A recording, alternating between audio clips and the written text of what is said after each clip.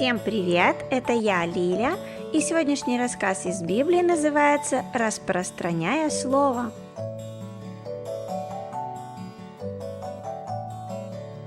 Памятный стих взят из Деяний апостолов, глава 13, стих 2. «Когда они служили Господу и постились, Дух Святой сказал: отделите мне Варнаву и Савла на дело, к которому я их призвал».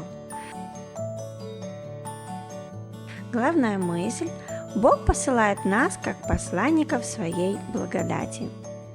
Ты когда-нибудь был в длительном путешествии? Как ты путешествовал? Павла и Варнаву отправили в особое путешествие, чтобы рассказать другим о Божьей благодати. Но не все были счастливы, проповедуя. Павел и Варнава вместе работали в Антиохии в течение года. Они продолжали учить, проповедовать и помогать людям. И церковь в Антиохии росла и росла. Однажды некоторые из прихожан постились и молились. Они просили Бога направить их, сказать им, что Он хотел, чтобы они делали. Пока они молились, Святой Дух говорил с ними. Он сказал: «Я позвал Павла и Варнаву, чтобы они сделали для меня особую работу. Положите на них руки, затем помолитесь за них и отправьте их рассказывать благую весть в другие места». Всем было грустно, когда они узнали, что Павел и Варнава уезжают, но они также хотели, чтобы другие слышали об Иисусе.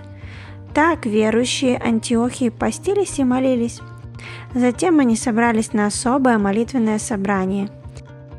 Старейшины церкви возложили руки на Павла и Варнаву и помолились за них. Затем они отправили их в путь. Павел и Варнава взяли с собой молодого человека Марка. Он будет учиться у них и помогать им в их работе.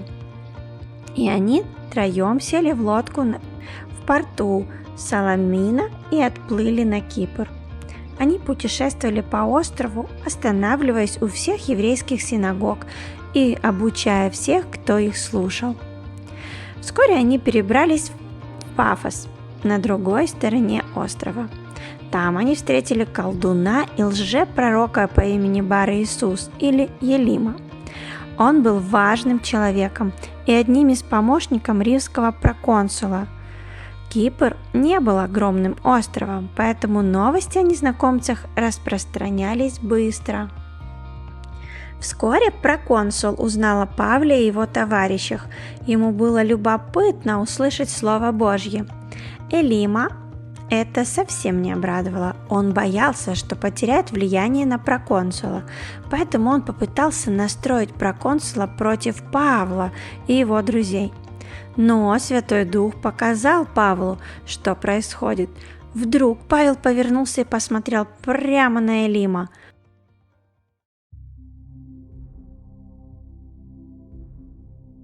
«Ты дитя дьявола», — сказал Павел.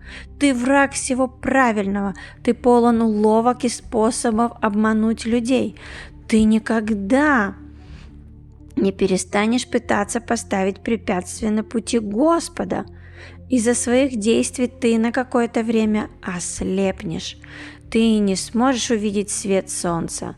Сразу же Елима почувствовал, как темный туман катится перед его глазами. Он моргнул, он попытался оттолкнуть его. Все становилось все темнее и темнее. Елим был слеп, он ничего не видел. Он начал протягивать руку, чтобы направить его, чтобы он не упал. Проконсул был поражен. Одно мгновение и Елима мог видеть. В следующий раз он был слеп. Это убедило проконсула в том, что Павел учил истине. Он слушал и учился, и вскоре он поверил в Бога. Павел, Варнава, Марк побывали во многих других местах. Куда бы они ни пошли, они всем рассказывали хорошие новости. Божья благодать бесплатна и доступна каждому. Мы можем быть похожими на Павла и его друзей. Мы тоже можем рассказывать людям, которых встречаем, о чудесной любви Бога и благодати Его.